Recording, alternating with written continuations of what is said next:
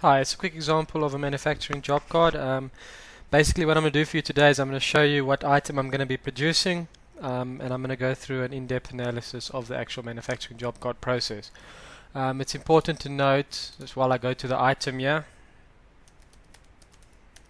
just 1 second, that on each item I can select whether it should be batch managed or just normally managed. Basically what that means is, on the manufacturing job card, do I want to create batch items and as soon as I create them they're available in stock to be used, or do I want the stock only to be available once I've processed the manufacturing job card?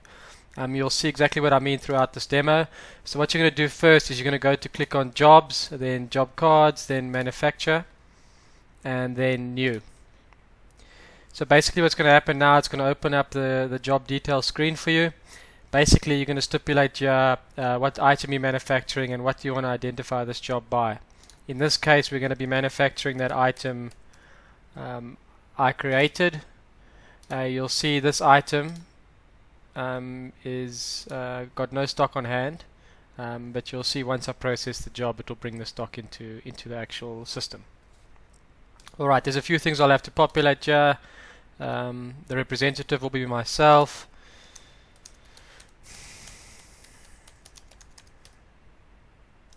I'm going to call this manufacturing job demo. At this point I can click save. You'll see it now generates for me a job card number, and if I were to go back into here now, I can start issuing items to this job. So whatever I'm going to manufacture, what is the goods issued that are required, or the items that are required to actually manufacture that item. So I'm going to create a goods issue to manufacture now, and I'm just going to use two items that I know their stock. Just 1 second, it's on my clipboard over here. I'm going to paste it quickly, and I'm going to say we need two of those and one other item quickly, and this item over here we need, let's say, 5. At this point I can click save. You'll see now it generates a goods issue to manufacture number. And if I go back to the job card and I go to items now, you'll see these two items are now on this job. That document is here, and by the costing you will see that these items are now under the items costing. I can also assign sublets to this job. I can quickly do it for you. I'm not going to create an order, I'm going to go straight to the sublet invoice. I'm just going to find the sublet item quickly. There it is over there. I'm just going to call this demo. Of course, a sublet item is anything that you had to get external help from. Basically, for example, if you are a car dealer and someone comes in and has a broken key, you have to outsource the fixing of that key, you would create a sublet purchase invoice. I'm just doing it so you guys can see the overall costing involved. Yeah. So I'll quickly select a supplier. Doesn't really matter, and then I'm going to click save.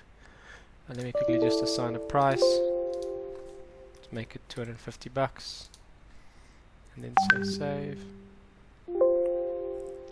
If I go back to this job now and click refresh, the sublet is now there available to be costed, so I can assign it markup or discount, etc. Labor is assigned on your job detail screen, so I don't know what we could use an example here. Manufacturing of item, the labor behind that, I can click save. It's not a very good example, but you guys will get the point now. So I can now assign labor to that unit, and I'm going to say, in this case, it required 2 hours of labor. Alright, so now at this point I can go to the summary side of things. Basically, I can stipulate now how much of quantity I've manufactured. I'm just going to say, for the case of this demo, 500 kgs. I'm going to click save there. It's important to note that this is one way of doing it. If you work in batches, you can have a new batch here. So you can say this batch item was 250 and that batch item was also 250. And I can click save, and the total will then obviously be the 500. So there's two ways of doing it.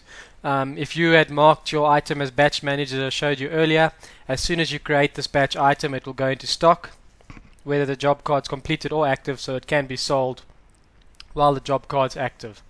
So that's basically the manufacturing job card. I just want to quickly process here.